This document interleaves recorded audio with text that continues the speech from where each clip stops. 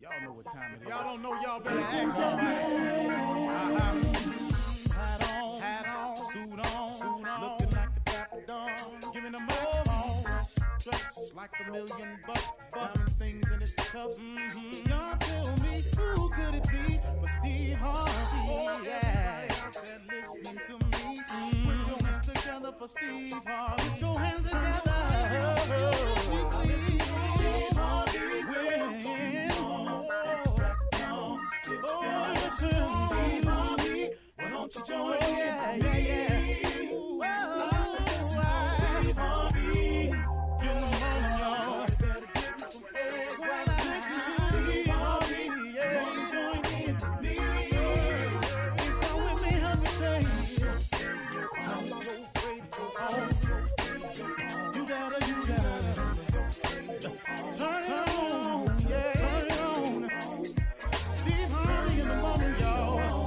I know y'all can hear me on. Turn it up. Steve Harvey in the morning, y'all. Yeah. Turn your radio on. You gotta turn your radio on. Turn your radio on. You gotta turn it on.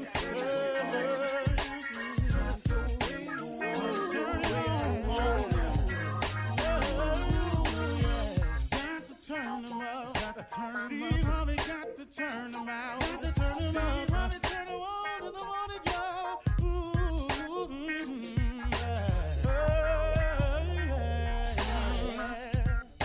Come on, Steve. Come on, do your thing, Big Daddy. I sure will. Good morning, everybody. Y'all listening to The Voice. Come on, dig me now. One and only Steve Harvey. Got a radio show. 5 things that I know successful people have to do. To be successful, the principles are the same. You can apply it to anything. You know, if you want to be happily married, you know, whatever it is, the principles of success are the same. There are a series of things that you have to do. You cannot skip the steps of success. If you do, you're going to have to go back and step on them anyway. So here's a part, man, that I want you all to understand about me and about how to look at it. You know, you cannot underestimate faith and prayer. You just can't. You cannot underestimate the power of faith and the power of prayer. See, for me, this is just for me now. This ain't in the scripture nowhere. This is just something I discovered. What prayer did for me was it tied me to my Creator. It gave me a sense, and I'm describing it this way, but I'm telling you it's deeper than this. But it gave me a sense that I wasn't alone. And in actuality, I wasn't. But prayer helped connect me to the power source that was available to me to get through, get around, or get over whatever it was that was in the way. Whether it was just a period I had to go through of hard work, it had a period I had to go through to learn some lessons, some periods I had to go through from having to pay for some of the mistakes I've made, whatever the case may be. Prayer gave me a decided advantage, especially over my enemies. Now, the majority of people in my life that were my enemies, I didn't want them to be my enemies. Make no mistake about this. But through the thing called life, some things went down, some things happened from here and there and went over here and over that way, and a person became my enemy. The majority of enemies I had came out of nowhere. I have no reason to even see why they are my enemies. But, you know, life goes on, man. It happens from time to time. Some people just won't let it go. See, some people in their quest to do something to you or to make you pay, they just won't let it go. Well, it may cause you some discomfort, and some of it may be lies about you and all of this and all of that, but that can't prohibit you from going forward. So what I'm saying is, prayer gave me the strength, wisdom, understanding, and courage to either go through it, go around it, or go over it. But it happened. And that's what prayer does. And I don't want you to underestimate the power of prayer, because you're going to need it on this way. Now, here's the deal. You could do this without prayer, but it's going to be so incredibly difficult. See, look, becoming successful is already difficult. Now, try doing it without prayer and faith. I can't see how it gets done now. See, I don't see how it can get done. Me personally. Now, somebody else can have a book or write a story and tell you something totally different, but they ain't on the Steve Harvey Morning Show. I'm telling you the truth as it happened for me. I do not know how I could have made it without faith and without prayer. Something would have got me. YouTube would have got me. The bloggers would have got me. You know, that teacher that told me I wasn't never going to be nothing, she would have got me. My partners that I grew up with that used to laugh behind my back, they would have got me. My friend that went over to my mother's house one time and told her, you know what Steve's problem is? He out there telling them jokes. He just lazy. He don't want to work. That would have got me. They didn't know. I ain't really mad at them, because they was just, all they was doing was basing their conversations and passing judgment based on what they knew, based on what they believed. They didn't believe I was going to make it. But that's them, though. If it was not for faith, which is the belief in things that you cannot see, I wouldn't have made it. Because I would have listened to everybody else who didn't see me getting here and went along with it. And then prayer, oh my goodness, man. How many times has prayer bailed me out? Prayer has bailed me out. Prayer still bailing me out. Tell you the truth, man. Quiet as it's kept. Prayer, that connection to your Heavenly Father, that connection to your Creator, that connection to that source of power and inspiration, that connection of never feeling that you're alone. You know, I was watching Bishop Jakes on TV yesterday, and it was a repeat.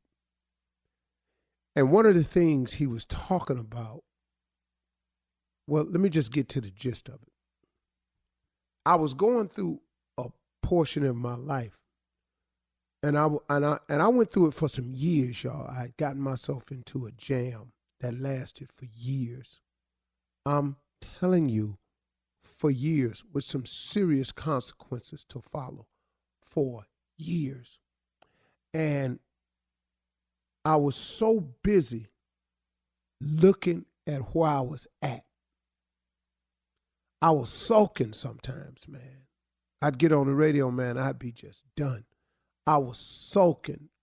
My spirit had gotten low. I had gotten tired of the fight.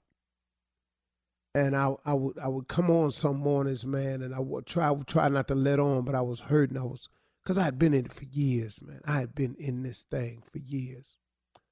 And one thing I was doing, I was so busy looking at where I was at. And when I was watching Bishop Jakes, he preached this sermon. He was talking about so busy looking at where you at that you don't even realize that God has been with you the entire time. And you know what, man, just yesterday I heard this. And I text Bishop Jakes, and I thanked him because it was an old message, I could tell. And I text him up and I said, man, thank you so much. I was just watching you on TV. And you told me, man, something that I'll always remember, that whatever you're going through, that he's there with you the whole time. But see, sometimes when you're so busy looking at where you at, you don't even notice where he is. And see, sometimes, man, that helped me. And that's going to help me in the future to realize that what I'm going through, that he's there with me. And he going to protect me. And he ain't going to let my enemies overcome me. And he ain't going to let nobody overtake me. And he ain't going to let me go under, because he's there. It's just you can't be so busy looking at where you at that you don't take notice of where he at. God is always there. He's always available. And the best way to tap into that and know it is you got to pray. Prayer has changed my life. Prayer can change your life. You can become something if you just pray. You're listening to the Steve Harvey Morning Show. Ladies and gentlemen, may I have your undivided attention, please? This is the Steve Harvey Morning Show. Now listen to me. What's about to happen today? It's going to be moments of revelry. Revelry and high, unobliterated foolery, combined with the narcocracy of the evolution of dexterity. Wow. That's a word there. Won't we all get to heaven? Say amen. Amen. Amen. Amen again. Amen, Sister Shirley. Hello, Steve. Amen. Wonderful. Amen. The head of the Nurses Guild, Sister Carla. Good morning, Steve. Amen. Amen again. The head of the junior choir, Kia. I'm going up a yonder. We have reduced you all to just one A selection per month. And ladies and gentlemen, the deacon of reciprocity, the deacon of Death Jail. Ladies and gentlemen, without further ado, my right hand, my rock, my ace boon coon, buzzard back buddy, none other than the prank master himself, nephew Tommy. Come on. Good morning. Good morning, good morning, good morning, and good morning. You are here. Yeah. We are here today to discuss the shutdown. Oh? Why in the hell You better ask is we on. still shut down? Come on, Motown. Because your president does not have his wall. The president said Mexico was going to pay for the damn wall. He did. Amen. Amen. Javier Julio, Gustavio, Jesus, Hector, Luis, and all of them laughed. We not paying for a damn thing, and we still coming, and we going to have stuff in our pockets. Through tunnels. I don't give a damn what you do. We flying in, tunneling in, we walking in, we skipping in. You're not skipping, though. Yeah, Oh, we coming they in. coming in. Skipping is good. Skipping is good. Yeah, I like it. So, ladies and gentlemen, that is what it is, and it ain't what it ain't. I'm so sick of this shutdown, man. This has gotten ridiculous. Man, I thought you hit it with one. I thought you was going Shut. to curse right there. Man. That's like a sound like a curse. I'm so To sick of this you. shutdown. But if you had done it, if we understand why, because we sick of it too. And so do the government workers understand. That's Again, right. This is It's second speaking for day. them. Second day with their paychecks saying 0.00. What he said, what 30 his days. daughter-in-law said, they don't get it, man.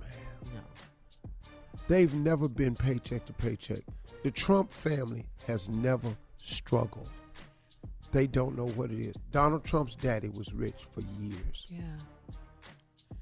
All right, Steve. Coming up at 32 after the hour, well, the big gang prop bet propositions. We're going to talk about that right after this. You're listening to the Steve Harvey Morning Show. Okay, now there's a thing, guys. It's called prop bets. where people make predictions on how some of the prop bets on the big games will turn out. yeah. For instance, you know about this, right, Kier? Yeah. So Prop Steve, bets? What you talking here we go. They make bets on things like how long will it take for Gladys Knight to sing the national anthem? Oh, That's a bet. Yeah, That's a that's a bet. prop Yeah, bet. get that. The previous 3 years, it went over 2 minutes, just so you'll know. not when Warren Buffett sang. You mean Jimmy Not Buffett? Warren. He's not a singer. He's a billionaire. You want it to be short, let Realtor. Warren sing it. Yeah. He's got some more money to make. All right, here's another one. What color will the liquid be that's poured over the head of the winning coach? Yeah. Okay. Let me tell y'all what color that's going to be. What you you think? remember what color it was last year? It was green last year. Yeah. Oh, because of the Eagles. 'cause Uh-huh, they won. Green. Oh, yeah. And then the year before that, it was a push because Bill Belichick ran. But you're not going to do. Right. I love when they pour it over But how their did they heads know up. to make it green? So, you know what I'm saying? Yeah. I There's guess they green have each Gatorade. color. Oh, but they had each color?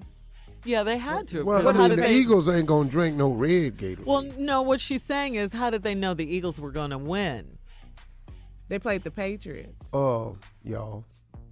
So they had blue Gatorade? Yeah, they too? probably Yeah, had both both of 'em, colors. probably. Both Well, colors. That's what I'm that's saying. what Yeah. the prop is. You got You to got to just the get Okay. probability of them winning would produce green. So. Okay. You can guess the coin toss, heads or tails. Bet on that. Yeah, the coin toss. What will the team that wins the coin toss decide? They're going to defer. Oh, you said okay. Because sometimes they receive the kickoff or they defer to the second. Mm-hmm. Okay. How many people will watch the Super Bowl in the U.S. alone? 75 million. Millions. Yeah. Yeah, they're saying 106.5 million. I believe it. That's a lot of people. That's a whole lot of people. Watching one thing at one time? Yeah. Wow. I mean, ain't nobody doing nothing. And here's another prop bet. I mean, it's the biggest game Yeah. played yeah, anywhere. Yeah. Yeah. How many times will the Patriots owner Robert Kraft be shown on TV? That's a 20. bet. 20. Show him all the time. How How many times, Steve? I think about, I would say, 11 times. In a 4-hour game? Yeah. Wow. That's probably right. So you have any prop bets of your own, Steve? How many? I me was tell you something. betting on stuff that's very off center. You know, you have to know people to make these bets. These bets ain't in Vegas, you know. Like What these bets at? You know, just like hood bets, like how many pimps gonna be there. You know, You gotta In bet on Atlanta? that. Woohoo! you know, how late is Magic City gonna be open? Oh, they got it done. They got it done. They are open on Sunday. They got it done. It's done. And you know this how? But I heard. Da, about da, it, da. But they gonna be open on Sunday though. That's Hey, all man, I know. how would you even know that? You Who know, you alert. talk to? It's just news. Man.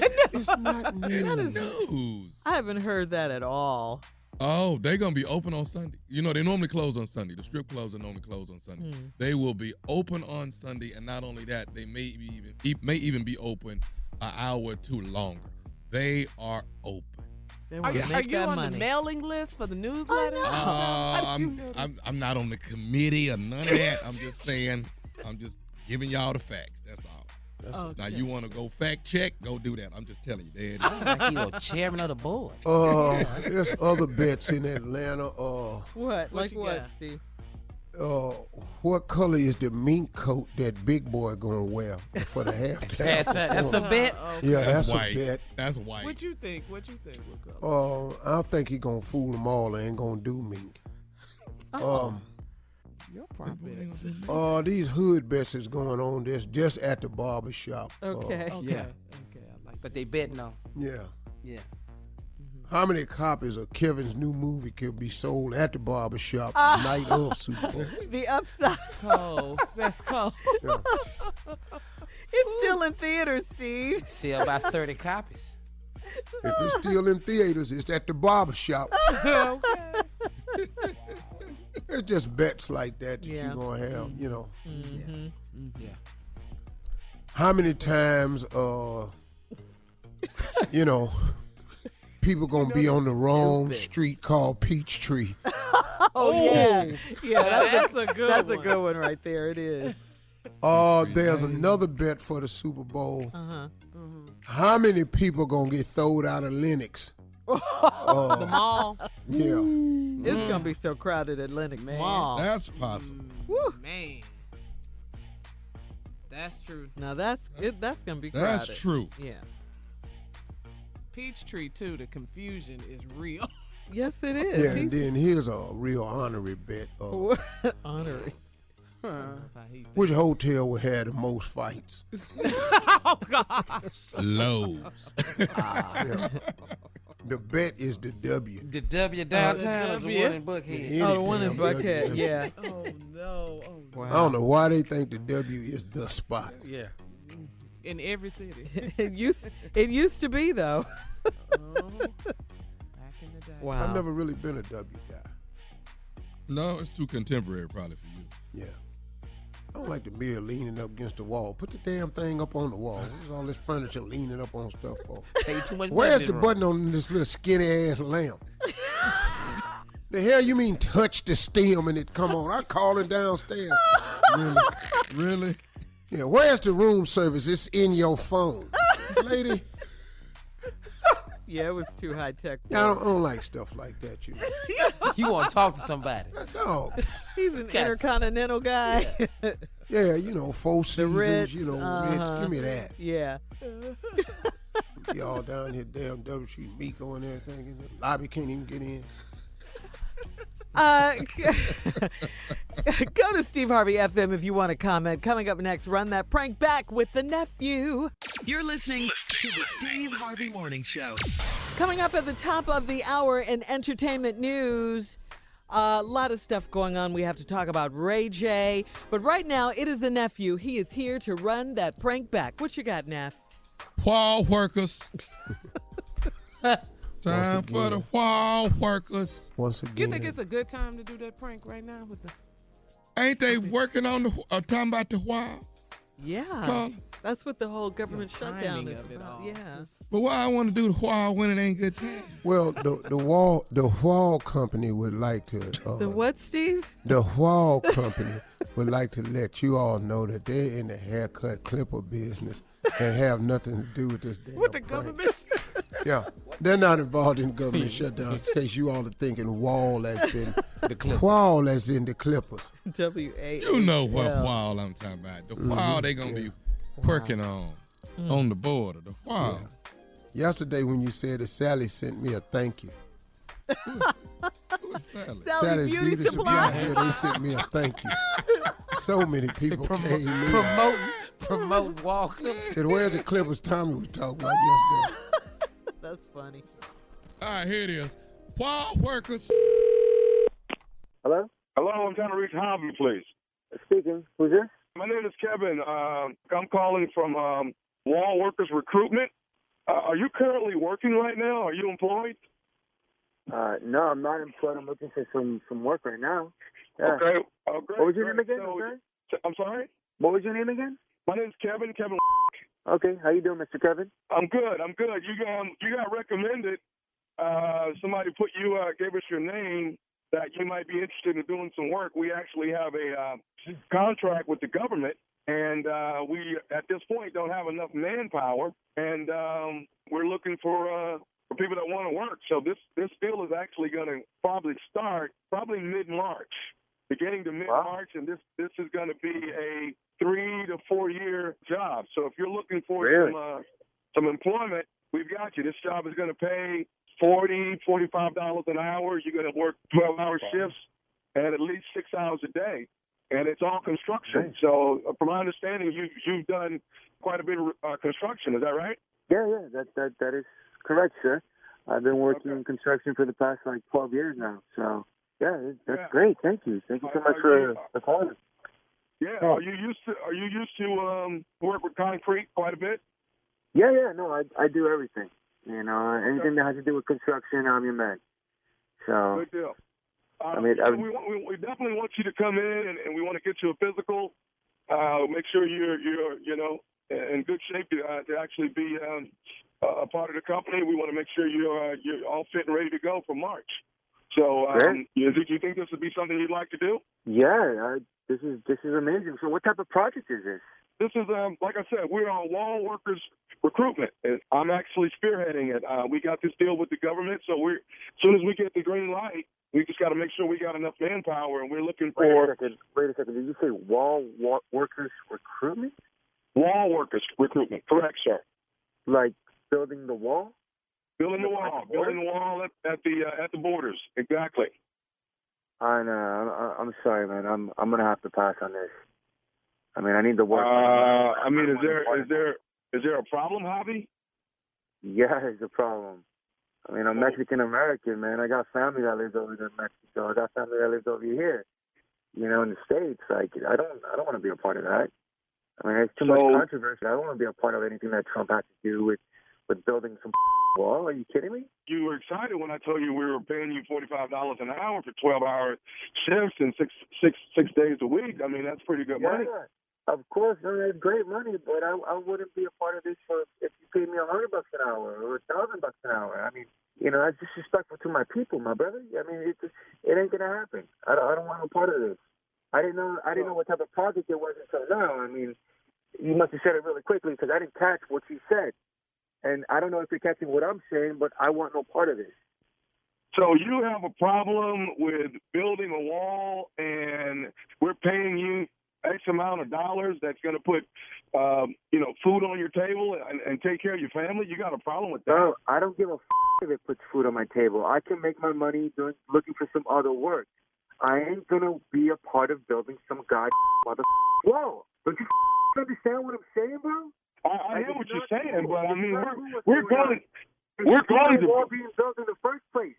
My family, my ancestors, this land right here belonged to them before it was a part of the U.S. All right? I mean, how there's a border is because some sold this part of Mexico to the U.S. I mean, he betrayed us Mexicans. This is not cool. Not cool. Okay, so let me ask you a question. Are you just calling Latinos to build this wall, or are you calling other races too? I haven't. I don't know everyone's nationality, sir. You just came. Well, what about the last names? How about that? Are you looking at the last names? I'm not looking at the last names. I mean, I know. I assume that you were Latino. Your name is Javi. I got that, but it's actually Javier. It's Javier, not Javi. Only my friends and family call me Javi. All right? Okay. Do you have any friends or family you think might want to work the wall? Man, you, bro. Yo, who the do you think you are, man? Your parents probably dropped you when you were a baby. Nobody could be that dumb and stupid all at once. Haven't you seen the news? I mean, what the hell do you think I was going to say? I mean, you, Trump, and everybody else that's a part of building this wall could have all shut the wall up, all right? I mean, okay, well, disrespectful. You really think that you can just start recruiting Latinos to do your dirty work? Excuse me, I'm sorry, Javier. What about Luis? What about Luis? Your cousin. I mean, would he be all right on the wall? What do you mean my cousin Luis? How the do you know my cousin Luis? Don't tell me you got him signed up and he's the one that recommended me. Because I'm going to kick his I'm going to go to his house right now and kick his in front of his mother. You better not tell me my cousin signed up already. No, I'm going to tell you this. Your cousin Louise got me to prank phone call you. This is nephew Tommy from the Steve Harvey Morning Show. Harvey, you just got pranked back. You mother. I can't believe this. Oh my God, this is crazy, man. We're gonna go in and kick it. Oh, you guys got me good, man. You guys got me real good. Hey, Javi, do this for me, man. In Spanish, let me know this. What is the baddest radio show in the land? La estación favorita mía is the Steve Harvey Morning Show. All right, thank you, nephew. That is crazy. It's wall workers. I got it now. Wall workers. Found out what wall you was talking about. He let you have it, partner. Yes, he did. Yes, he did. All right, guys, coming up at the top of the hour in entertainment news, Ray J flips e-bike biz for 7 figures. He's rich. Right after this. You're listening to the Steve Harvey Morning Show. All right, in today's entertainment news, Ray J, you know we love us some Ray J. Ray J has just flipped his scooty bike business to a Canadian ride-sharing company called Loopshare. Ray J reportedly received 7 figures in that deal, What? Steve. Yes. What? The e-bikes and scooters, which include a sit-down model, a Vespa-style unit, and a stand-alone scooter, they will start popping up in the U.S. and Canada with plans for global expansion. He's going to take over the world with these scooty bikes. Ray J didn't cash out. He just didn't, cash out and dip. He controls 19 million shares and will apparently play a key role in strategy, Steve. What do you think about that? I mean, I don't know the particulars, but congratulations to the brother. That's business. That's gangster.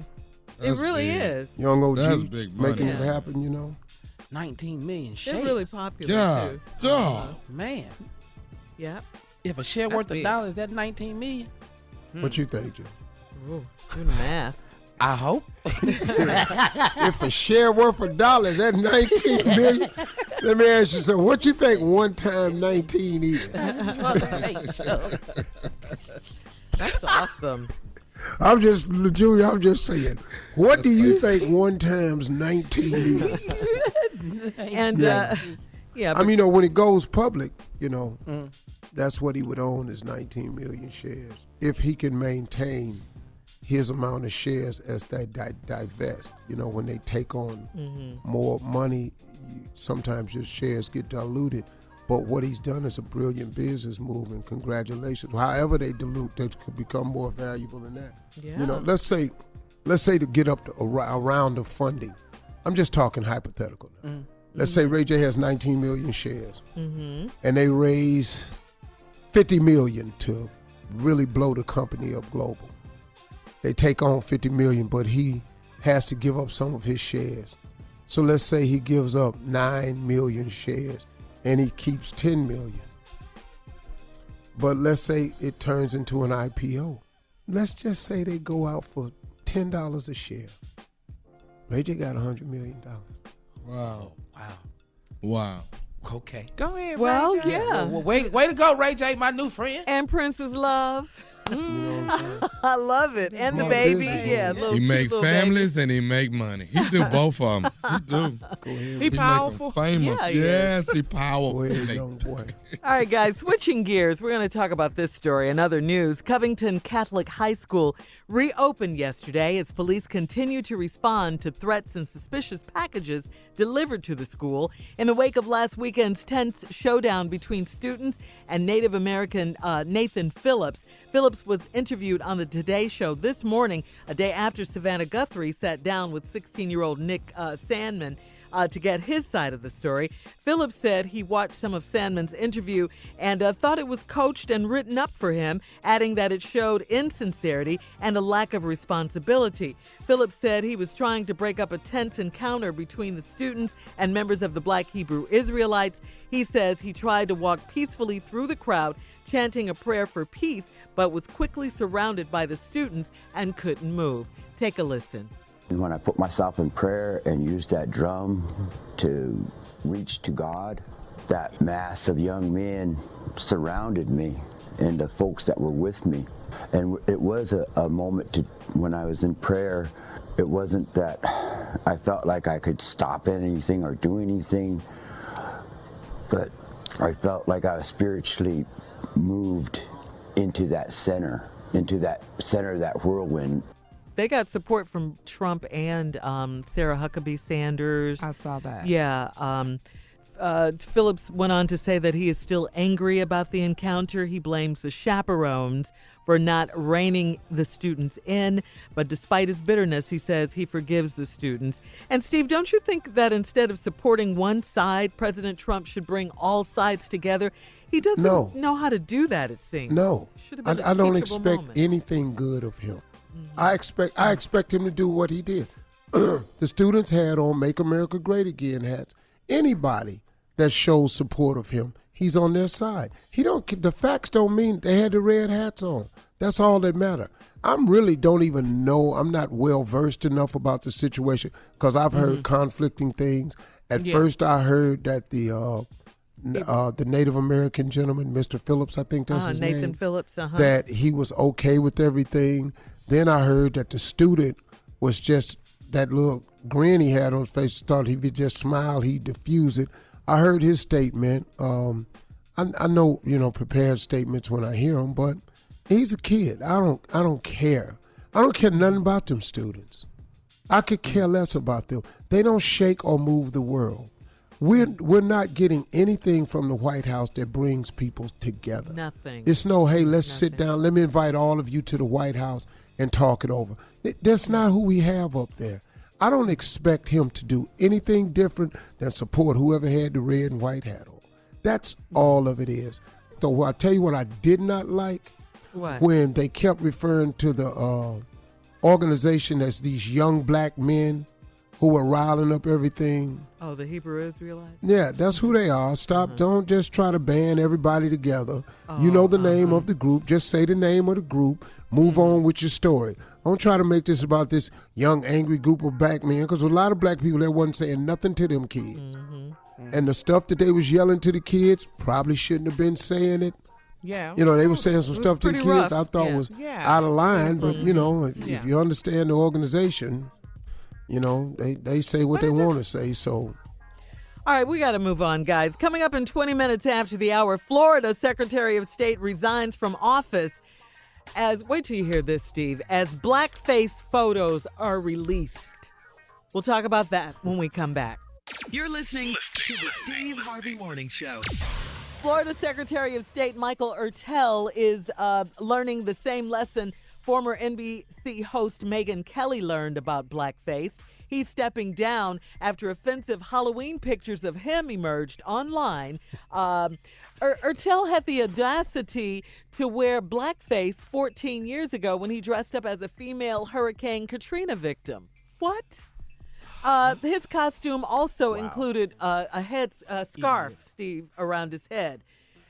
So now newly elected Governor Ron DeSantis, who appointed Ertel, got wind of the pics on Thursday morning after the Tallahassee Democrat newspaper obtained them. Shortly thereafter, Ertel resigned his post. The photos were taken back in 2005, 2 months after Katrina ripped through Louisiana. We all remember this. And while Ertel was serving as Seminole County Supervisor of Elections. Worth noting now, we remember this from the election. Governor DeSantis had his own racial controversy during his hotly contested campaign against Andrew Gillum. Remember, he said, he made the statement about don't monkey this up. Remember that comment he made? Oh, but he fined people now? Yeah, for blackface. But how is blackface, Hurricane blackface, Katrina victim, your costume? How is that a costume? How is that your choice?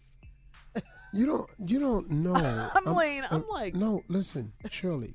Yeah. There are people who think that stuff is funny. Yeah. First of all, there was nothing funny about Katrina. At all. Nothing. Thousands of people died. I'm telling you, man. Their lives, everything. It was probably the biggest natural catastrophe in the history of the United States. Especially lives that were and lost. The way they handled it. Yes, that was made a it an even greater. Puerto Rico was horrible what they've done. Yes. And what they're still not doing in Puerto Katrina was another catastrophe. You think they learned, but here's the problem. They learn nothing when it comes to people of color. I'm telling you now. You're right. If Puerto Rico was the Hamptons, boy. Yeah, you better say it.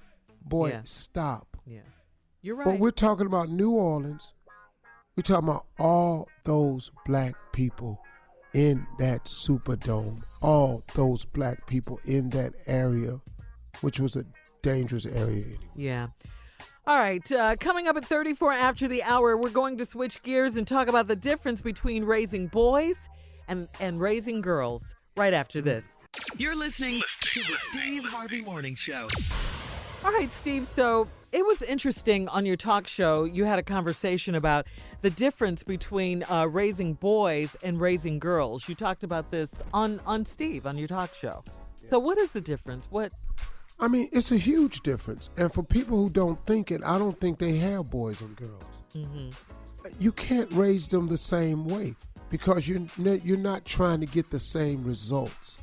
You're trying to turn eventually one of them into a fine woman, and you're trying to turn the other one into a fine man.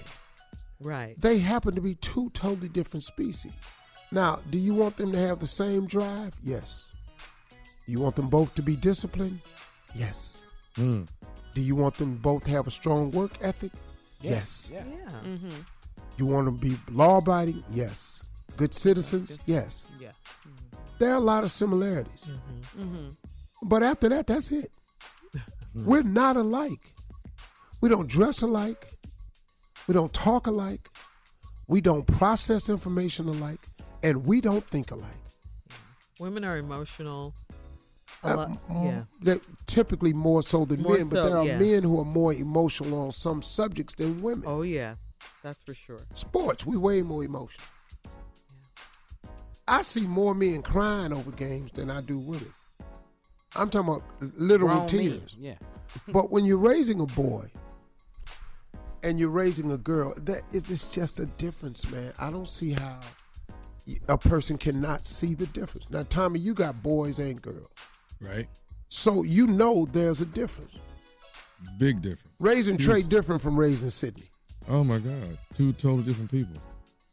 Two totally different genders. I have to approach it differently. Yeah, you know, like for me, it's crazy. Education-wise, I've had very little to no trouble from the girls. Mm-hmm. Them damn boys. Oh. I couldn't even get mad at them because, hell, I didn't. Sydney's smarter than everybody in the house. Them girls, man. Lori went to school. She just straight A's. She just got all A's. She got a B. She was so upset one time. I was looking at her. I was confused. You got a B. Let me tell you something, dog. I got a C on my report card one time. And was happy. My daddy bought me a bike. Look at you. And bragging. Dog, I got a C. Yeah. Boy, that boy studied his ass off. That's my boy. Yeah. I've seen it go difficult. I just don't see how people don't see the difference when you're trying to get different results. Yeah. You're trying to raise a lady and you're trying to raise a gentleman. Them two different people. You got to take different routes. You know, you're not going to raise your daughter to open doors and pull out chairs and pump gas. Some people do that, though. They believe in this gender-neutral raising, you know. That's stupid. Yeah. I mean, I'm not that's the thing now. And play this. That's stupid. Yeah, it's the thing. It's called what, Shirley? It's like gender-neutral, you know. Yeah, even though you're genderless, you let that child identify with whatever gender they had a heart attack. Yeah, seriously. All right, we got to move on. Up next, it is the nephew here with today's prank phone call right after this. You're listening to the Steve Harvey Morning Show. All right, coming up at the top of the hour, right about 4 minutes after, it's my strawberry letter for today. The subject, my husband is not carrying her casket. All right, but right now, the nephew is here with today's prank phone call. You heard me, Carla. What you got, Neff? I'm going to enjoy this. Yeah, you are. What you got, Neff? Butt man. What? Butt man. What man? For real? Yeah, Joe. What man? It's called butt man. Okay, let me break this down to you. So, at the job, somebody copied their butt on the machine, on the copy machine. People are still doing that? No, it didn't really happen, Shirley. Uh-huh. But I act like it did. So I'm human resources, and I call this man, this brother, and say, hey, we got an understanding that somebody on your floor copied their butt on the copy machine, and we need to set a meeting with you at 11 so you can come in, and we need to see if it was you. which means what? You got to show Which it. we need. Yes. Okay. Man. We need to. You We play need. too much. We need to see your butt. Here we go. And you already know how brothers act. Here we go. Right now. Butt man. Hello? Hey, I'm trying to reach Vaughn, please. This is Vaughn. Who is this? Vaughn, this is Darius. Darius with Human Resources. How are you? I'm doing fine. Can I help you? Yeah, listen, we have an incident that has taken place at the job. You actually, what floor are you on, Vaughn? I'm on floor 12. Floor 12. All right. So, do you use the copy machine that often on that floor? Not all the time, but I do use it every once in a while. Okay. Every once in a while. So, here's what's going on. There's going to be some actions being taken place here pretty soon, some legal actions. And we're just clearing everybody. You know, this is just a proper procedure that we're having to go through. So, let me just kind of enlighten you on what's taking place. Someone on the 12th floor has copied their butt on a piece of paper in the copy machine. So someone actually sat up on the Xerox machine and copied their butt. Why someone would do that, I have no earthly idea. But what's happening now is everyone on your floor is going to have to come in and show their butt. So we're scheduling this now. I'm thinking Friday at 11 a.m. Would that be suitable for you to come? Y'all talking about y'all want me to come up there and show my because somebody I'm a grown man. Okay, I'm a grown man. I ain't do that.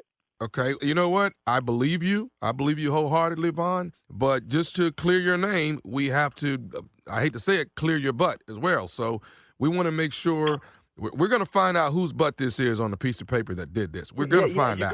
You're gonna find out whose cheeks those are, and you're gonna find out real quick they're not mine. All right, I'm not doing that, man. I'm not gonna come in. You said Friday? You're doing this on Friday? Friday at 11. Not coming in my day off so I can pull my pants down, let some strangers look at my cheeks, talking about somebody copied. I'm not doing that. I don't want this to take a turn, Vaughn, because right now this is, if you're saying you're not coming in, then other actions will be taking place if you don't come in and follow the procedure that everybody's saying. Everybody else that I'm calling, they have to come in. How many people work on that floor? There's at least 80 plus people on that floor. You talking about trying to have 80 plus people come in, drive all the way to work, so some strangers we don't even know can look at our cheeks, and I'm not going to do that. I don't know who did it, but I know they ain't me. Well, somebody Xeroxed their butt on the 12th floor, and we're going to get to the bottom of who did it. And what you're not going to do, Vaughn, is tell me you're not coming in. What you're not going to do you like your job here with this company? Okay, what you're not going to do is act like you're going to fire me because I'm not going to show y'all my sweet goodies just because you from HR. You got me fooled if you actually expect me to think that everybody that works on this floor is over here like, oh, yeah, sure, I'll let some strangers look at my crack. You must be playing. No, sir, not with me. Okay. Well, let me ask you this. Do you have a coworker named Andre? Andre, yes. Okay. And Andre says he knows you. Now, I'm just going to put it out here. Andre is stating that it could have possibly been you. Really? Andre got the nerve to say it could have been me? Man, Andre. Why did he try to single me out? Like I even use that damn copier. I'm around there playing games. I'm a grown man. He must be out of his mind thinking he gonna say I did it. All I know is he stated that you were a possibility. That's what he stated. He said I was a possibility. That's dumb. He ain't have absolutely no reason to think. I don't even use that copier, man. I use that thing like once every 2-3 weeks. Okay. Everybody on that floor. Okay, so out of once every 2-3 weeks, is there a possibility maybe you propped your butt up there and copied it? Not at all. Y'all ain't even told me when this happened. I probably wasn't even working when the booty cheeks got scammed. You must be out your mind. You can waste everybody else's time trying to bring everyone in to get a free strip show, but you're not going to do that to me. This has to be unethical and illegal on so many levels. You're trying to come in and say everybody on the entire floor has to come show their cheeks? Man, you must be f***ing kidding me. What's your name? Whole time you trying to call me saying this is HR. What's your name? Because when I'm Darius out of Human Resources. I told you that when I first called you. Darius, when I do come into work, you the first I want to see. Let me ask you this, Vaughn. Do you know Leslie? Leslie, I know that better not even say my name. So you do know Leslie? Yes, I know Leslie. She works there with me. So you trying to tell me that Leslie said this too? Do you want to know what Leslie said? Yes, I would like to know what Leslie said. So when I cuss her out, I get it right. Okay. Leslie told me to tell you that this is nephew Tommy from the Steve Harvey Morning Show, and you just got pranked by your coworker Leslie and Andre. Oh man.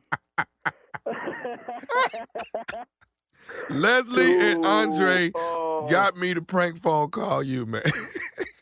Dude, I was pissed. Yeah, your uncle is right, bro. Somebody is gonna whoop your ass. And I bet it's this year. 2019 is your year. All right, Vaughn. Tell me this, man. What is the baddest, and I mean the baddest, radio show in the land? The Steve Harvey Morning Show. Somebody is definitely gonna whoop y'all. You like Buttman?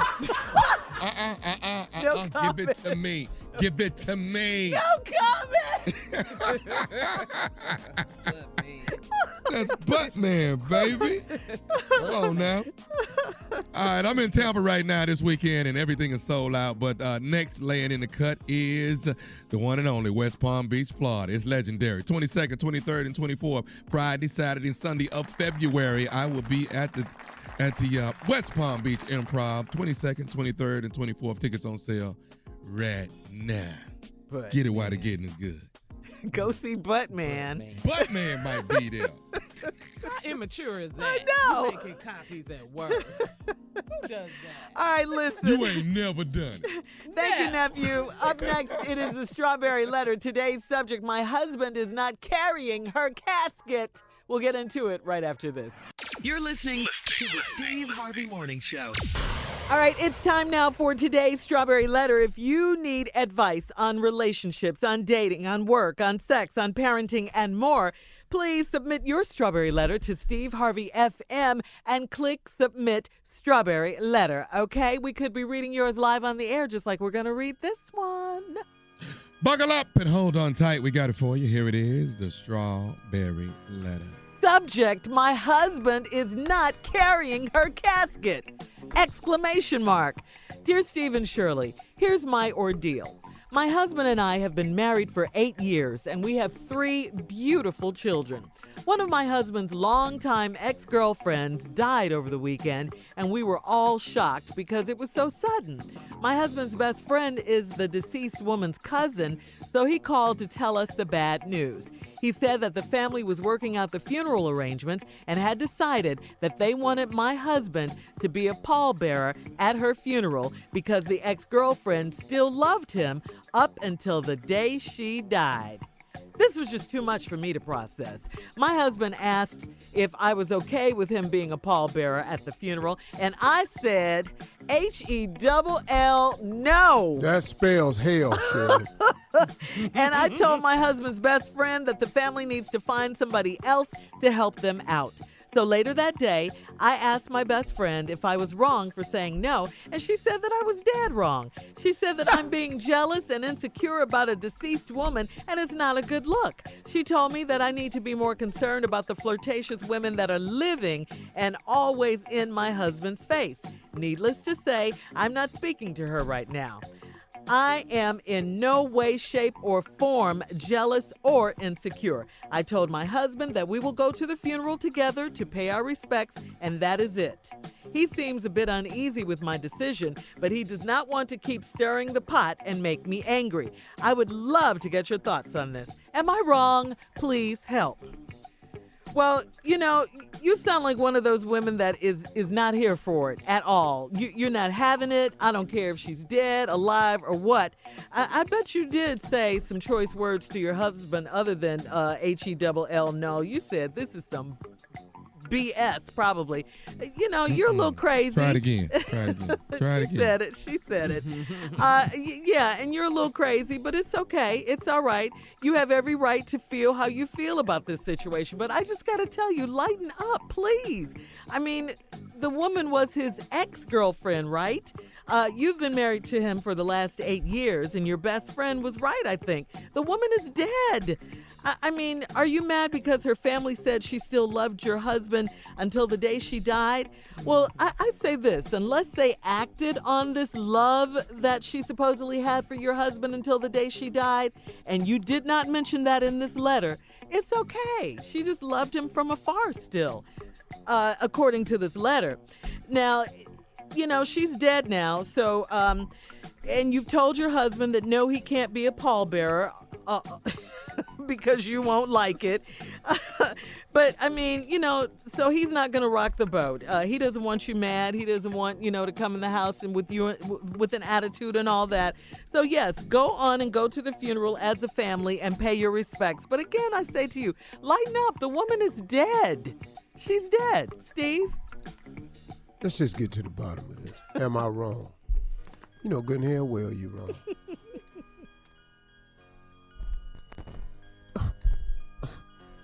You've been married for 8 years to this man. You got 3 beautiful children. One of my husband's longtime ex-girlfriend died over the weekend. We were all shocked. Now, let's break that down. We were all shocked.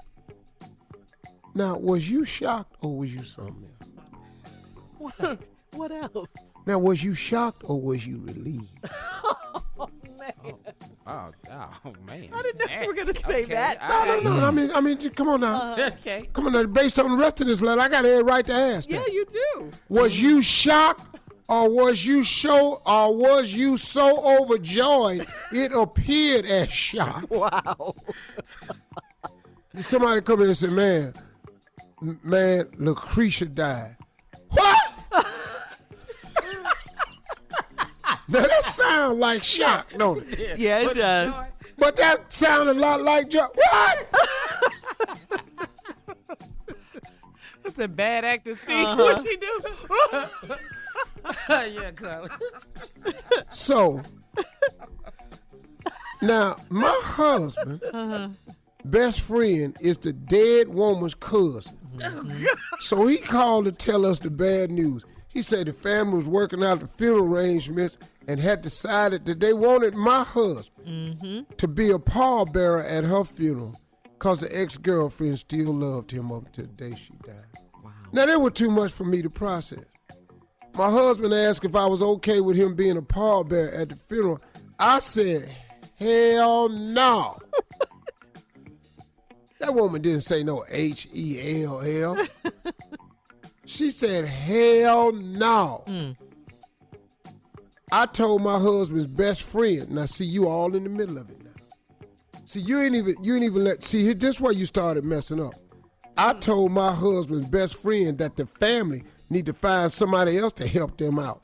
See, right there. If your husband asked you, was it okay? You would say, baby, I wish you would decline that. It would make me uncomfortable to see you as the pallbearer of your ex. But you ain't do that. You took it into your hands. See, this where you made it real stink at, where it looked like he ain't standing up or he ain't got no say-so in his life. You told your husband's friend that the family need to find somebody else to help him out. So later that day, then you still in it. You went to ask your best friend if I was wrong for saying no, and she said I was dead wrong. She said I'm being jealous and insecure about a deceased woman, and it's not a good look. She told me I need to be more concerned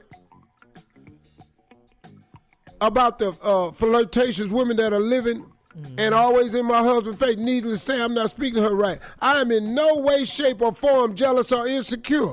Yes, you are. Okay. You are jealous and insecure in all shape, forms, and fashion. You better not go nowhere near that dead heifer. He's dead. What can she do to you now? Now, you are being jealous because the woman is dead and you're being insecure. What do you mean you're in no way, form, jealous or insecure? That's exactly what you are. You jealous of their relationship and you insecure of how to look if he got his hand on that casket. Now, when we come back, I'm going to tell you what else she told him. All right, we'll be back at 23 after the hour, right after this. You're listening to the Steve Harvey Morning Show. All right, let's recap today's Strawberry Letters, Steve. Subject, my husband is not carrying her casket. This woman been married to this man 8 years. They got 3 beautiful children. Got a call from his best friend, who is the cousin of this woman, said, man, the girl you used to date died over the weekend. The lady writing the letter said we was all shocked. I don't really think she was. Shock, relief, and joy can be the same damn sound. See, Shirley, say something shocking to me. Oh, Steve, you lost all your money. What? Now, say something joyful to me. Oh, Steve, you just made $1 billion. What? It can be the same thing. Same thing. See?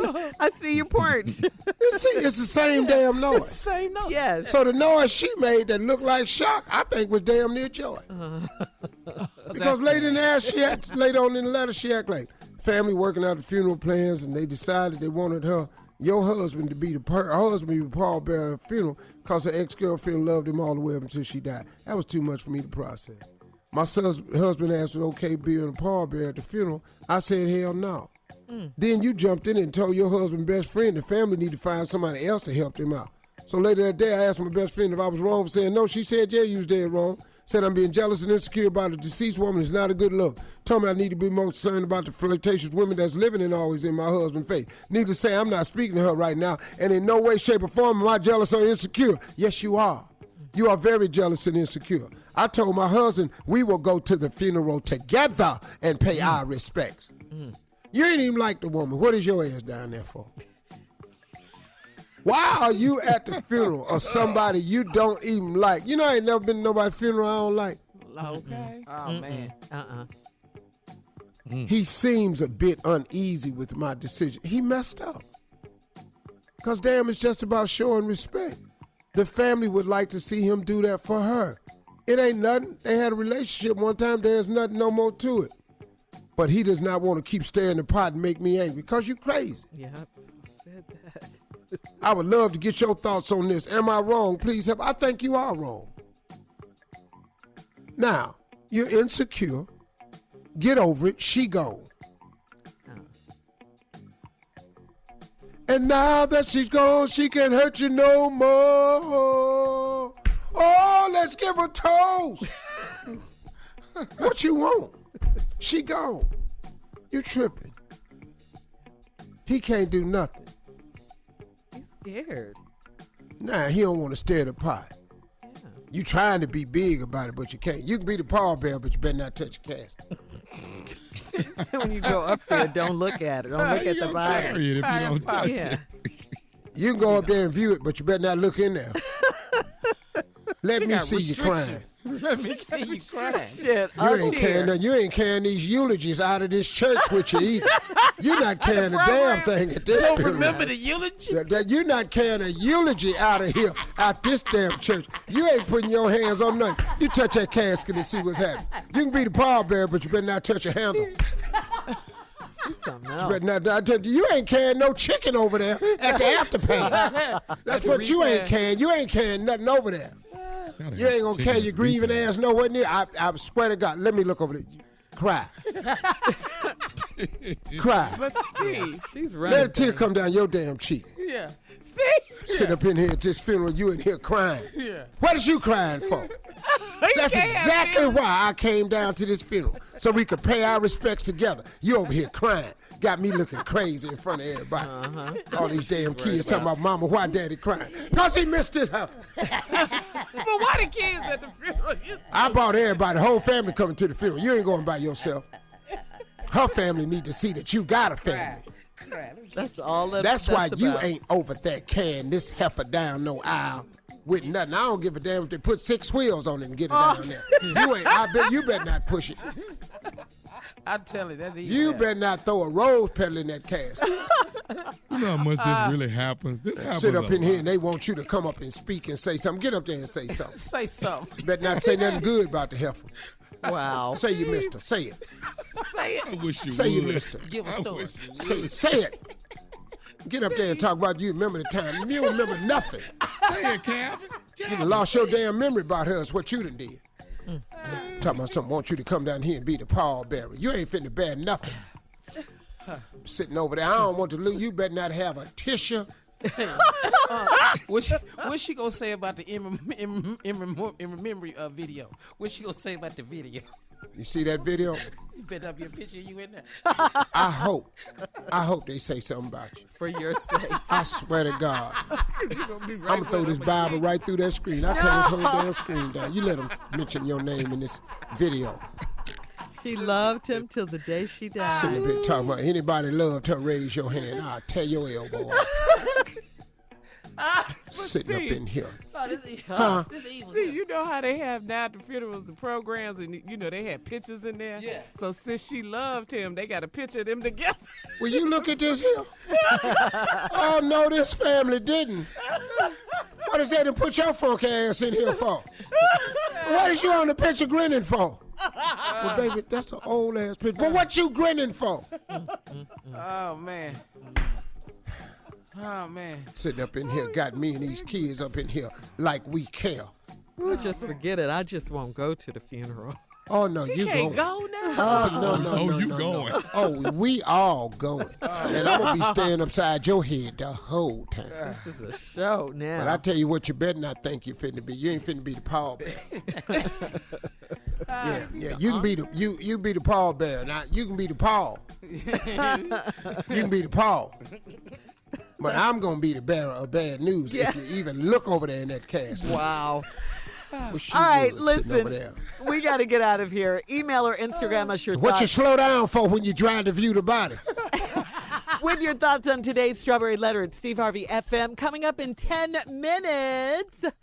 We'll have a little more on this Strawberry Letter. Oh man. Still at the funeral. Yeah. I love this funeral right here, boy. He's going for sure. All right. That's all coming up right after this. You're listening to the Steve Harvey Morning Show. All right, Steve, we're still on this letter. This has touched a nerve. The subject, my husband is not carrying her casket. A woman wrote in, she and her husband have been married for 8 years, 3 beautiful children. One of her husband's longtime ex-girlfriends died over the weekend, and it was a shock, she said, to everyone because it was really, really sudden. Her husband's best friend is the deceased woman's cousin, so he's the one that called to the house to break the bad news. And the family wanted her husband to be a pallbearer at her funeral because the woman who died loved her husband until the day she died.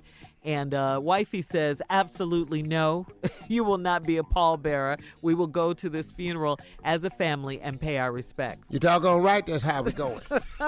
I don't know how else she thought we was going. Oh, you thought you was just going to leave me and the kids at the house? Why is you down there grieving? Well, honey, we were best friends, you know. You was what? We were ex-boyfriend and girlfriend. We did So you date. just going to keep bringing this heifer up? Well, she's dead now. What difference does it make? I mean, I couldn't go back to her if I wanted to. I mean, she's dead. She's dead now. She did. Let me take this over, sweetie. You ain't going nowhere, Bernard. Well, Bernard can't go. No, listen to me. You're not going nowhere. Yeah. You ain't fixed to be no pallbearer. We in this funeral together. but Connie, we were friends. Listen to me. Was. Look at this pastor. We sitting up in here in this funeral. Look, what is his family looking over? What her family looking over here for? Yeah, it's me. It's me. I don't need all that. It's me. They're looking I'm at the me. wife right now. You understand? Sitting up in here, pastor, sitting up in here talking about we missed her. And what he look over here for? Baby, he was looking at me. Sitting over here talking about, talking about something. She gone too soon. She ain't get up out of here quick enough for me. She ain't gone too soon. He's right on time. She went right on here when the Lord wanted her out of here. I can't stand when pastors say that they gone too soon. Then we sit up in here on Sunday, he talking about to let the Lord will be done. It was yesterday. God. That's when she got up out of here, right when the Lord wanted her to. I don't see what we sitting up in here. I don't see why everybody crying for anyway. Yeah. Because we miss her. You miss her. She wasn't that well liked. She was a good person. Ain't none of my friends like her. Yeah. Mostly because I didn't like her. Now she gone. Best friend. And what is this open casket? Oh my gosh! Well, that. So we got to sit up here and look at this heifer too. She wanted an open I casket. tell you, I don't give a damn what she wanted. Well, we wanted clothes. Sitting up in here, put all this. What is she wearing glitter lipstick for? Oh my God! Oh no, she don't. She ain't had her last kiss. What is she glitter lipstick? Dressing up just like a little hustler. I can't stand this funeral home. That's why I don't like Parker Funeral Home to this day. Yeah. They always try to make you look more than you is. You look tight ass red dress on. What is you looking at her for? Now I tell you what, listen to me. Still looks pretty See how good. everybody going around viewing the body? Mm-hmm. You see that right there? Yes, we got to do it too. No, when you go, trot. Trot. You slow down and look at that funeral and see what happened to you. Your ass better have your knees up by your neck. You need high knees. Yeah, you better be stepping real tall around that part. Just slow down and see what happened. You're going to be over there in it with her. Now, Connie, I that's no swear way to to God, I ask. swear to God, if you stop to say something to her, I'm going to slam your hands in the casket. I might say I miss her. You know, rest in peace. I might say something. I bet like I won't that. miss you with this gun. You better Say you miss her. I bet I don't miss. I have a question. You might miss, but I, yes, sister, what is it, baby? What about the 3-minute remarks we would like for, your husband to say something? You talking about 3 minutes? But no, Yes, Connie. Yes, Yes. about I the wanted- deceased. Yes, I Yes, wanted to yes. say something. he ain't got 3 minutes to say about her. Not He can say what all he got to say from this chair right here. But we want to be. What y'all want him to say? Well, just to talk about it. talk about how nice of a person she was, and how good of a life, how much we're gonna miss her. If they was that nice, they wouldn't have broke up. People break up for reasons. You gets out of a relationship for reasons. Yeah. Now, obviously, they had a reason. Y'all sitting up here talking about how nice she was. She wasn't nice to him. Can Bernard ride in the family car? In the On the family way car. For what? No, No, you Why? didn't. You talking about what? In what? you trying to get me killed, Carla? If Bernard riding in the car, if with her, it'll be that damn hearse. She can scoot over is what she can do.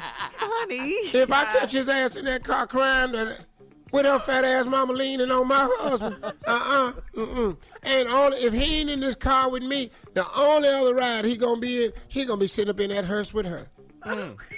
That covers that. Connie, they're good people. They That. just asked me to be a pallbearer. That's all. Don't read You too much not into listen it. to me.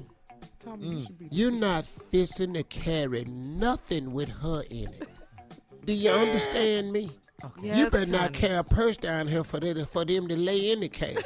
Well, can I ask a question, Miss Connie? What? The repass. Can y'all go by the repass? We not doing no carrying. Didn't you just tell me? But the repass for the The repass is just where you sit around and have food We not and carrying no food over reminisce. You reminisce and Yeah, talk about the good times. Reminisce. Yeah, and I can wish we you count would on reminisce. Can we count on you for? I wish you would rim or niss and see what happened to you. You wish Go what? somewhere and start You to wish rim what? and listen over this heifer and see what happened to you. Connie, that's not a good look. Now you know we Quit had calling my name, Connie. we got 3 kids, Connie. We got 3 kids. Y'all got no kids. No, we broke And you up. ain't gonna have no kids now. Cause she's dead. Because she did. Nah. Nah. That's what I was waiting on. In the Go words on of and live my Candy's life mama. in peace now. I've been worried about this heifer all these years. Well, you sound a little insecure, baby. I don't. I ain't insecure. All right, listen, we got to get out of here. Coming up at the top of Get the out hour. of here with her. Coming up at the top of the hour, we'll tell you about the medical marijuana ad that CBS has banned from the Super Bowl. And NFL Hall of Famer Joe Montana is in the weed business. We'll talk about it right after this. Puff, puff, pass. You're listening to the Steve Harvey Morning Show.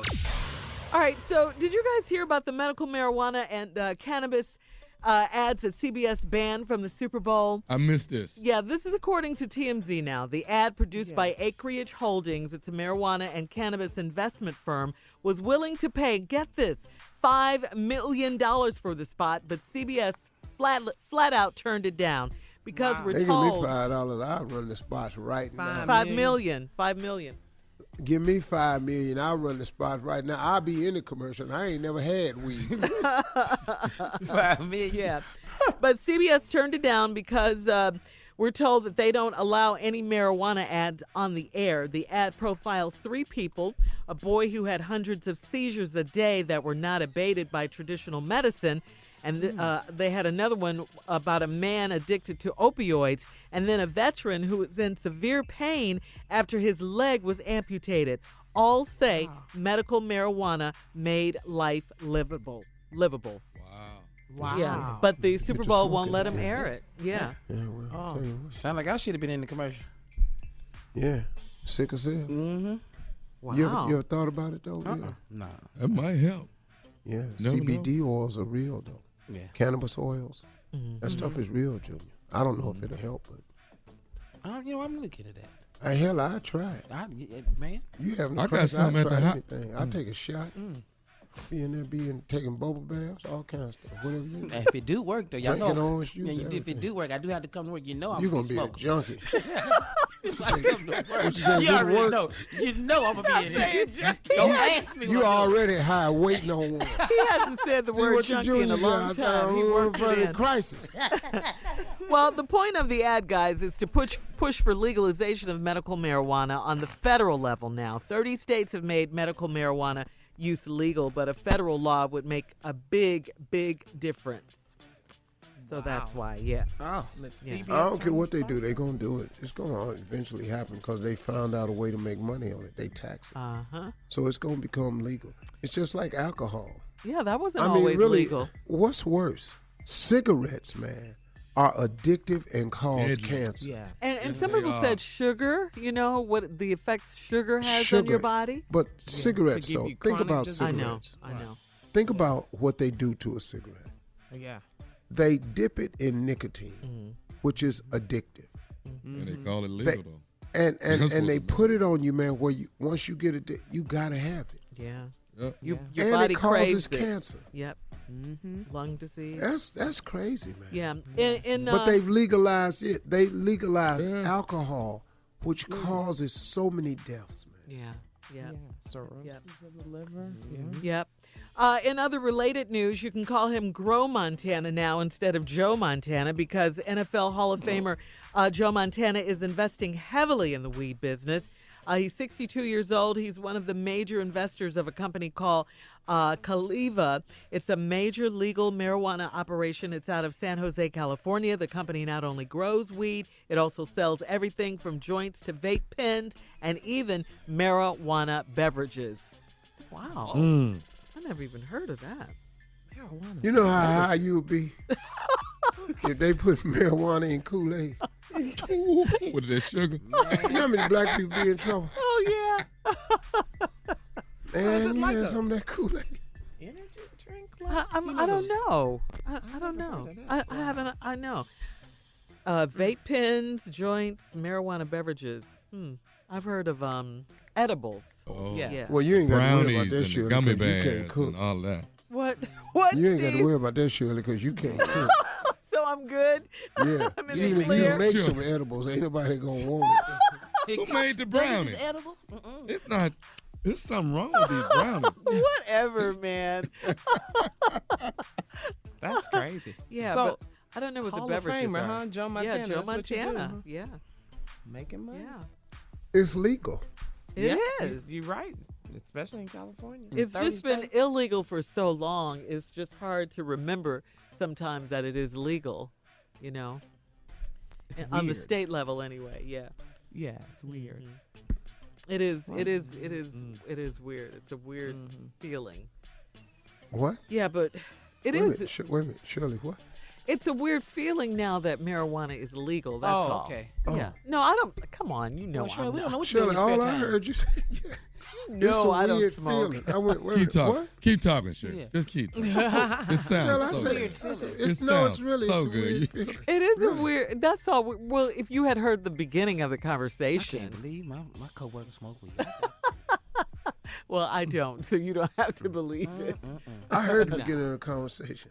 Yeah, we were talking about how strange it is now that marijuana is legal. That's all. It's just And then weird. you said it's a weird feeling. Yeah, it's a weird feeling to even be saying it and talking about it. Yeah, I knew what you meant, Shirley. We were on the same page. I know No, we these wasn't. guys. You know, We we drive did, no, Shirley. we wasn't. Damn, No, we Shirley, wasn't. smoke weed. Me and Shirley were on the same page. I can tell you some people, No, damn I near do turn not. around on the freeway. Shirley smoke weed with her bush ass. Yeah. She said it this morning on Steve's No, I show. did not. That's conversation all She day. said she feel weird when she do it. I went down. Come on, Shirley, do it. Oh, Tommy, no. no. Strawberry flavor too. Ain't it? Well, it's legal. So, anyway, whatever. There it is. Oh, start Speaking of weed, where's Jay at? the pothead. It's He's legal. off today. Yeah. This damn junkie. Oh, yeah.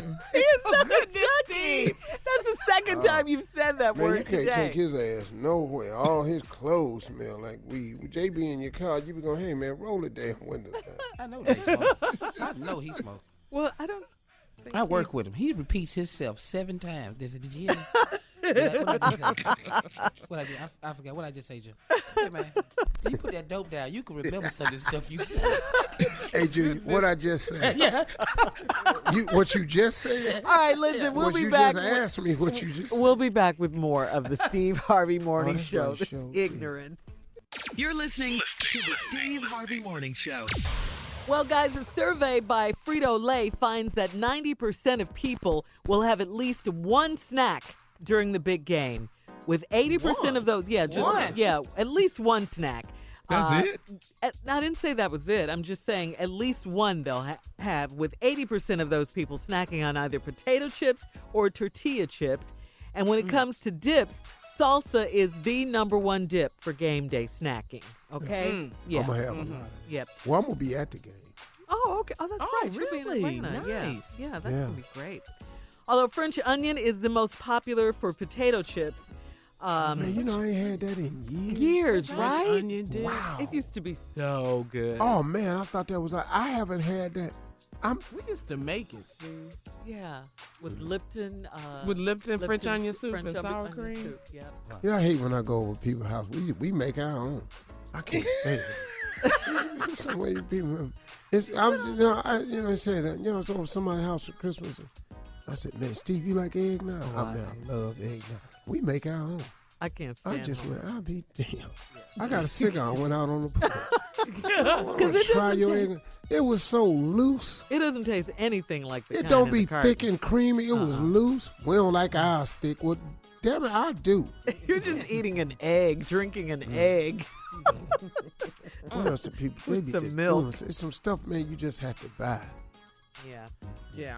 Yeah, so French onion dip is the most popular for potato chips. Of course, where you live may influence your Super Bowl snacking decisions. Seems Wings, You like baby. salsa? Yeah, I love Wings. salsa. Yeah. We make our own. And then Now, I look, fresh I said, where the salsa salsa and at? There it fresh is dip right is there. good. We put the eggs in it. Look like red water. I said, wait a minute, hold up. Eggs. You put some eggs in the salsa. Yeah, girl, have you tried it with salsa with your eggs in it? No, I just want the salsa with the chips. Yeah. Wow. We make our own. We put eggs in it. I said, are you finished making it? Yeah. I said, we don't like them little bitty chunks. We like everything big chunk. I said, man, I'll be damned. I can't stand it. It's stuff that you're not supposed to make. Just buy it. Okay, well, people in Los Angeles are the biggest lovers of chips. They love chips. People in Dallas love You chips. like chips? We make our own. Chip raw potato. Cinnamon, man, ain't no crunch to it. They hard. You chewing them, it's like wet potatoes. Yeah. Skin on it. Oh, dog. Man, I can't stand that. People in Dallas like chips, Miami, New York City, and D.C. Meanwhile, Boston fans are more likely to pick tortilla chips for the big game instead of potato You chips. like wings? Yeah, I love wings. Gotta have wings. We make our own. Go ahead. We make our own. Yes, We don't do. even use chicken. What did they use? What is you doing? We're We make our vegan. own. Wait till you taste it. Tastes just like chicken. We don't use chicken. How the hell you make a wing and don't use chicken? That's crazy. Let's see. Fans in Houston and Atlanta also like tortilla chips. And then there's Chicago. It has its own favorite snack. Gotta be hot Chicagoans. dogs. Chicagoans love popcorn. Popcorn. You like potato salad? Mm-hmm. We bought that. That's what you should make. Yeah. The one thing you got to buy to make is your potato salad. You like potato salad? Yeah, we bought that. I'll be damned. You know what I don't like, though? I love wings, but I cannot stand Swedish meatballs. I can't stand those things. No, I'm not a fan of them, I don't Shirley, like but those. I'll eat them. All right, we'll be back with more of the Steve Harvey Morning Show right after this. You're listening to the Steve Harvey Morning Show. Ray J, you know we love us some Ray J. Ray J has just flipped his scooty bike business to a Canadian ride-sharing company called LoopShare. Ray J reportedly received 7 figures in that deal, What? Steve. Yes. What? The e-bikes and scooters, which include a sit-down model, a Vespa-style unit, and a stand-alone scooter, they will start popping up in the U.S. and Canada with plans for global expansion. He's going to take over the world with these scooty bikes. Ray J didn't cash out. He just didn't, cash out and dip. He controls 19 million shares and will apparently Wow. play a key role in strategy, Steve. What do you think about that? I mean, I don't know the particulars, but congratulations to the brother. Yeah. That's business. That's Yeah. gangster. That's it really big. is. Young OG That's big money. making it Yeah. happen, 19 million They're shares. really popular, God, too. dog. Man, Yep. if a share That's worth big. $1, is that 19 million? What you think, Jay? Ooh, do the math. I hope. If a share worth $1, that's 19 million. Let me ask you something. What you think 1 time 19 is? That's awesome. I'm just saying. What do you think 1 times 19 is? And yeah, I mean, when it goes public, that's what he would own is 19 million shares. If he can maintain his amount of shares as they divest, when they take on more money, sometimes your shares get diluted. But what he's done is a brilliant business move, and congratulations. However they dilute, they could become more valuable than that. Yeah. Let's say to get up to a round of funding. I'm just talking hypothetical. Let's say Ray J has 19 million shares, and they raise 50 million to really blow the company up global. They take on 50 million, but he has to give up some of his shares. So let's say he gives up 9 million shares and he keeps 10 million. But let's say it turns into an IPO. Let's just say they go out for $10 a share. Ray J got $100 million. Wow. Wow. Wow. Okay. Go ahead, well, Ray J. yeah. Well, way to go, Ray J, my new friend. And Princess Love. You know what I'm saying? I love it. And the Smart baby. business, Yeah, man. little He cute make little families and he make money. He do both of them. He do. Go ahead. He He make powerful. them famous. Yeah, he is. Yes, he powerful. Go ahead, They- young boy. All right, guys, switching gears, we're going to talk about this story and other news. Covington Catholic High School reopened yesterday as police continue to respond to threats and suspicious packages delivered to the school in the wake of last weekend's tense showdown between students and Native American Nathan Phillips. Phillips was interviewed on the Today Show this morning, a day after Savannah Guthrie sat down with 16-year-old Nick Sandman. to get his side of the story. Phillips said he watched some of Sandman's interview and thought it was coached and written up for him, adding that it showed insincerity and a lack of responsibility. Phillips said he was trying to break up a tense encounter between the students and members of the Black Hebrew Israelites. He says he tried to walk peacefully through the crowd, chanting a prayer for peace, but was quickly surrounded by the students and couldn't move. All right, Steve, coming up, our last break of the day, closing remarks, okay? Get ready, people. Right after this. You're listening to the Steve Harvey Morning Show. All right, Steve, here we are, last break of the day on this Friday. Take us home.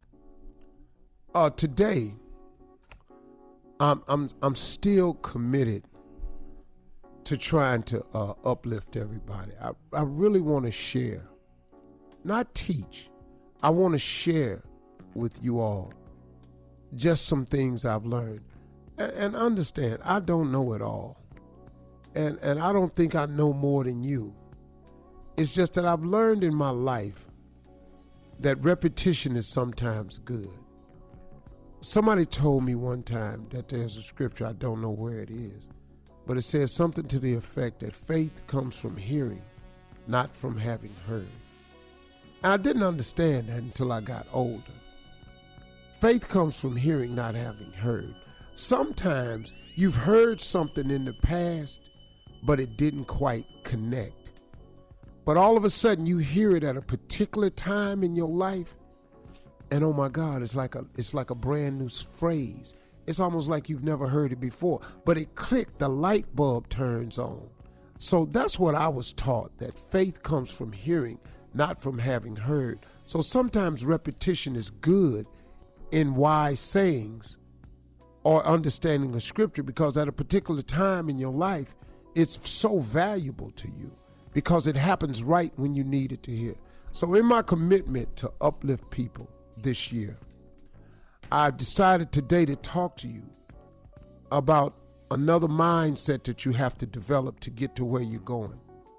And that is to elevate your thinking. You've got to elevate your thinking. You have got to think above your current circumstance. Because where you are now, the moment you say now, as soon as you get through saying now, that moment that you claimed as now is gone. So what I want you to do is I want you to start thinking beyond today. Because for the majority of us, tomorrow is going to come. For the majority, tomorrow is going to come. So I want you to elevate your thinking so that you can have a better tomorrow. And what I mean by that is, I want you to up your ask. When you're talking to God, from now on, up your ask. The things you've been asking God for, I want you to think about it. Elevate it.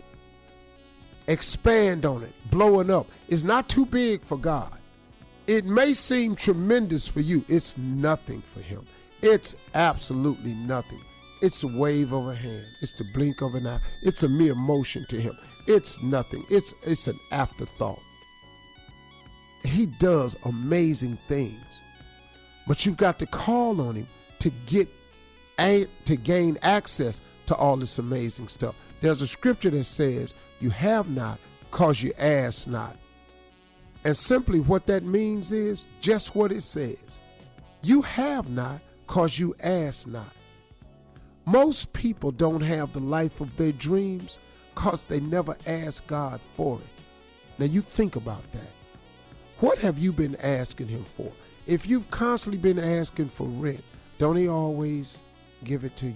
Don't you somehow always manage to come up with the rent? Might be a little bit late, but don't you come up with it? Yeah, you do. Suppose you change that and just ask for a mortgage. Why would he not give it to you? It's just some money to where you stay. That's all it is. So if you keep asking for rent, you're going to get rent. But if you ask God for a mortgage, he'll give you a mortgage. But you have not because you ask not. You got to up your ask. Let me show you something. This is not bragging, but I want to show you something. You're listening to a person who's been at just about every economic state. So at one point in time, I kept asking God. I said, God, man, I sure want to see another zero in my income. If you could just give me another zero. So I was making, some thousands back then, right? In a year. I've had years where I've made $4,000. I've had years where I've made $7,000. I've had years where I made $8,500. I've had some lean years in this comedy thing. So I asked God, man, if I could just get another zero. But you know what I did? The zero kicked me up to 10,000. And from 8,000 to 10,000 spread out over the year, I did not really see a big jump in my lifestyle. Because the $2,000, it elevated it, but it wasn't quite what I wanted. And so I just kept asking for zeros. Do you know what happened one day? I was talking to this very, very wealthy guy. And I told him my theory of praying for the zeros. He said, you praying too small. I said, what do you mean? He said, you praying too small. You asking for zeros. He said, if you get another zero, from 10,000, you'll have $100,000. He said, that ain't where you want to be. He said, why don't you ask God for some commas? I said, what? He said, why you keep asking for zeros? Commas change your life. Ask God for commas. Elevate your thinking. When I went from asking God from zeros to commas, do you know he gave me another comma? Do you know what that did for my life? Do you know what it would do for yours? But you can't get it unless you ask. You have not because you ask not. Elevate your thinking in this year. If you up your ask, he will up his give. It's a fact. It's not a theory of mine. It's a fact. You have not because you ask not. Those are my closing remarks. Drop it. I'm telling you. Drop it. I'm telling you. Drop it. A comma. Man. Woo, have a good weekend. For real. Y'all have a great weekend.